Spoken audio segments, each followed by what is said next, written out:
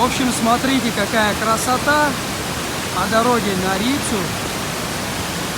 Вот такие маленькие водопады, новые появились. Смотрите, сколько их с правой стороны. Вот они, все эти водопады.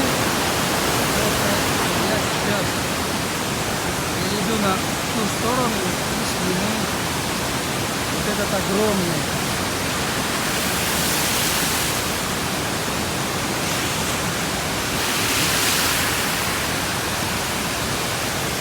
Вокруг вода и вот такой водопад. Особенно как вода шумит, такой силой вода спускается. Весь склон таких вот маленьких водопадов.